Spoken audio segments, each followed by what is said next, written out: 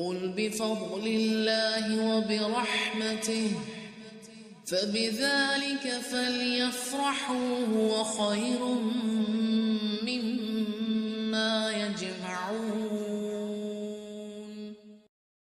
تو کیوں نہ دیکھے کہ جاہلیت کتنی طرح کی ہوتی ہے؟ تو دو طرح کی جاہلیتیں ہیں۔ ایک ہوتی ہے اسلام سے پہلا کا دور، یعنی اسلام سے پہلے کے دور کو ڈکشنری میں جہالت کا دور کہتے ہیں، یعنی آپ کہہ لیجئے کہ یہ لغوی معنی ہے۔ ڈکشنری میں اگر جا کر کوئی لفظ جہالت لکھے تو ما قبل الاسلام، اسلام سے پہلے کا دور اس میں آنے لگے گا۔ دوسری بات دیکھیے، اس کو تو ہم کہہ لیں گے تاریخی جاہلیت، لیکن ایک ہے نظریاتی جاہلیت۔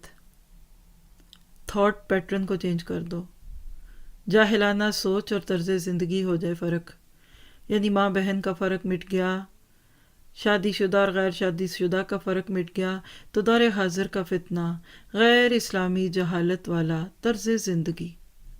آج کے مسلمان کو کوئی دیکھے اور بعد میں جا کے قرآن کو پڑھے تو کیا کہے گا؟ مجھے وہ قرآن دو جس پہ تم مسلمان عمل کر رہے ہو، کیونکہ تم میں اور قرآن میں فرق ہے۔ تو لکھیے آج کا مسلمان کچھ اور ہے، اور آج کا قرآن تو وہی ہے جو اللہ نے بھیجا۔ اسی طرح نام اور عبادتوں کی حد تک تو بندہ مسلمان بنے، لیکن طرز زندگی غیر مسلموں والا ہو جائے۔ نماز کے وقت تو کمپس لے لے کر ڈھونڈے کہ قبلہ کدھر اور کہاں اور کس طرف، اور اس کے برعکس شادیوں کے قبلے کدھر ہیں سب جانتے ہیں، معاش کے قبلے کدھر ہیں سب جانتے ہیں۔ تو صحیح بخاری کی روایت سنیے گا، اللہ کے نبی صلی اللہ علیہ وسلم نے فرمایا، اللہ کے نزدیک سب سے زیادہ ناپسندیدہ شخص وہ ہے جو اسلام میں جاہلیت کے طریقے کا متلاشی ہو اور ناحق کسی کا خون بہانے کا طالب ہو۔ کیا پتہ چلا؟